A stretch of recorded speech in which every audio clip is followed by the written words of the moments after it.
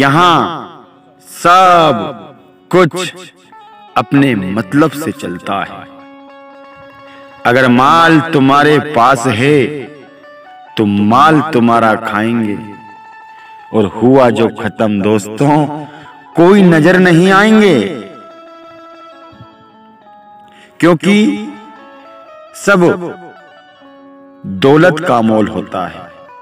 उदाहरण के तौर पर चाय में अगर मक्खी गिर जाती है तो लोग मक्खी को नहीं निकालते हैं, चाय को ही फेंक देते हैं। और वही मक्खी अगर दूध में और घी में गिर जाती है तो मक्खी निकाल कर फेंक देते हैं, दूध और घी को नहीं फेंकते हैं, क्योंकि वो जानते हैं कि इनकी कीमत ज्यादा है।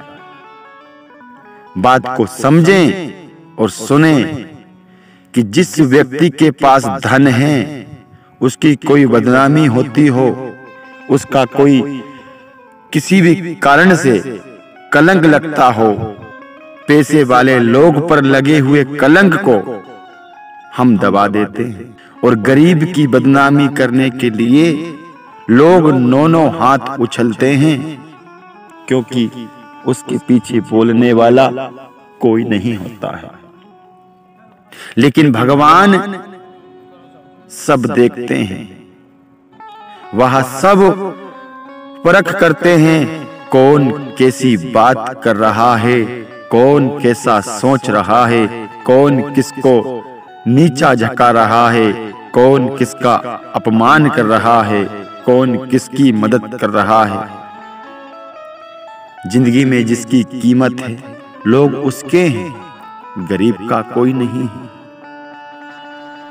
इसलिए जीवन में हमें जो करना है हमें अपने आप से ही पूछना होगा, और हमें अगर किसी का साथ चाहिए तो वो स्वयं हम ही होंगे और कोई साथ नहीं देगा।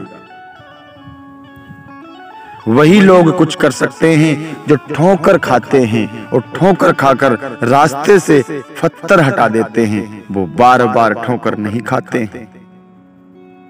और वही व्यक्ति जीवन में सफल बनते हैं जो अपनी गलतियों से, अपनी कमियों से खुद लड़ जाते हैं। उन्हें वो खुद दिखाई देती है कि मैंने यहाँ गलती की है, जो हुआ वही होगा जो आपने बीज बोया है। यहाँ कोई सहायता करने वाला नहीं है, अन्न का दाना जमीन में दबा देते हैं हम, इसके बाद में वो पेड़ बनता है।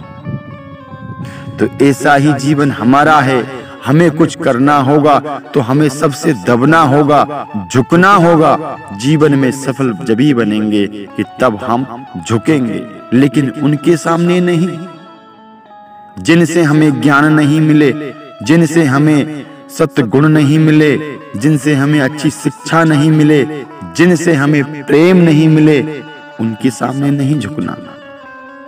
झुकना है हमें उस गुरु के सामने झुकना है जिससे हमें ज्ञान मिले, संस्कार मिले। उनके सामने झुकना है जिनने हमें जीवन दिया है, जिन माँ बापों ने उनकी जिंदगी को तबाह करके हमारी जिंदगी को आबाद किया है, उनके सामने झुकना है, क्योंकि यह जीवन है। यहाँ दूसरे का नौकर बनने से बेहतर होगा कि हम खुद मालिक बने।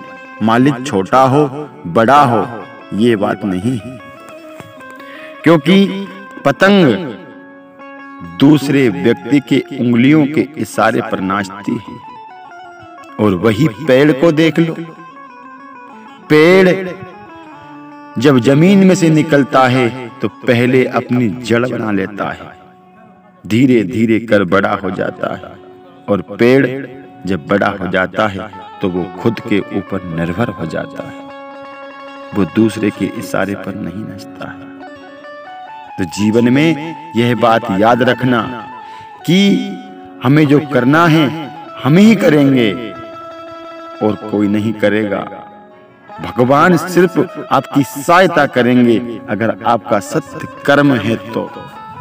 आपका अधर्म का कर्म है, अनीति का कर्म है, आप अन्याय कर रहे हैं, तो भगवान भी आपके साथ नहीं है। श्री राधे राधे।